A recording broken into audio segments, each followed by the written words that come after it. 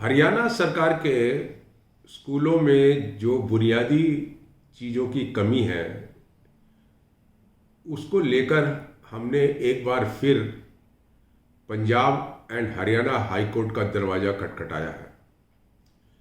एक याचिका डाली है जिसकी सुनवाई अगले हफ्ते कभी भी Haryana and Punjab high court में हो सकती है और उसमें हमने ये मांग करी है कि हाई कोर्ट जो है वो एक कमेटी कॉन्स्टिट्यूट करे जो हरियाणा सरकार के सारे स्कूलों को विजिट करके उनकी रिपोर्ट जो है वो हाई कोर्ट को सौंपे। हमारा कहना ये है कि अगस्त 2019 से लेकर दिसंबर 2021 तक हमने 8 डिस्ट्रिक्ट्स के अंदर लगभग 55 स्कूलों को, सरकारी स्कूलों को जो है विजिट किया है और ये डिस्ट्रिक्ट्स हैं पलवल, फरीदाबाद, पानीपत, सोनीपत, सिरसा, नूह, गुरुग्राम। और हमने ये देखा है कि हजारों हजारों बच्चे आज भी इन स्कूलों के अंदर जो है डेंजरस बिल्डिंग, खतरनाक बिल्डिंग के अंदर पढ़ रहे हैं और कई स्कूलों में हमने देखा है कि जो खतरनाक बिल्डिंग है और बच्चे जो है वो उनको खतरनाक बिल्डिंग में ना बिठा के उनको ओपन में बिठाते हैं क्योंकि जगह ही नहीं है, क्लासरूम्स ही नहीं है उनके पास और बच्चे जो है वो ज़मीनों पे बैठे हुए हैं, दरी पे बैठे हुए हैं, फटी हुई दरी है, न पानी की व्यवस्था है, न टॉयलेट ब्लॉक का कोई साधन है प्रॉपर, इलेक्ट्रिसिटी नहीं है। और कितनी हैरानी की बात है कि सरकार जो है वहाँ पे स्मार्ट क्लास के लिए जो है सामान भेजती है स्कूलों के अंदर, जबकि वहाँ बिजली का प्रोविज़न नहीं है। स्मार्ट क्लास कहाँ होगी? डेंजरस बिल्डिंग में स्मार्ट क्लास कहाँ से चल सकती है? ये कोई नहीं सोचता है।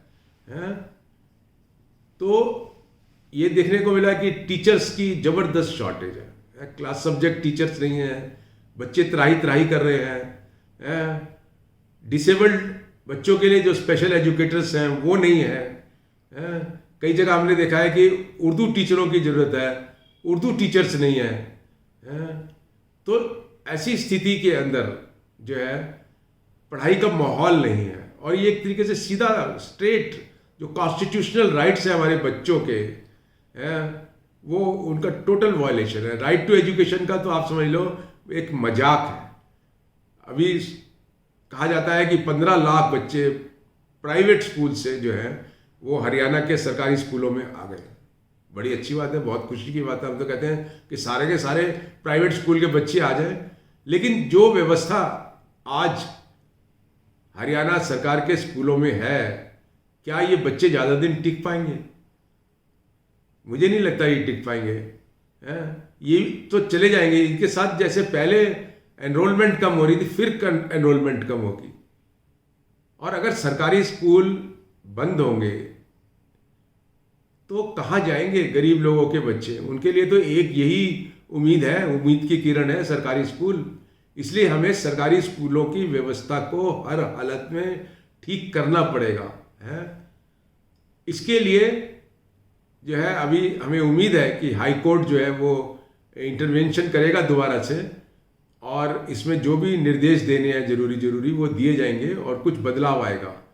हमारी पहली वाली जो पिटीशन थी Punjab and Haryana high court का, उसका असर ये हुआ कि हाई कोर्ट ने जब हरियाणा सरकार को खिंचाई करी तो उसका असर ये हुआ कि अनंतपुर जो फरीदाबाद में है वहाँ पर एक स्कूल था जहाँ पर 825 बच्चे, लड़कियाँ पढ़ती थी और वो खतरनाक बिल्डिंग में पढ़ती थी और पिछले 7-8 साल से वो बिल्डिंग जो थी वो ऑफिशियल तरीके से खतरनाक डिक्लेयर करी हुई थी।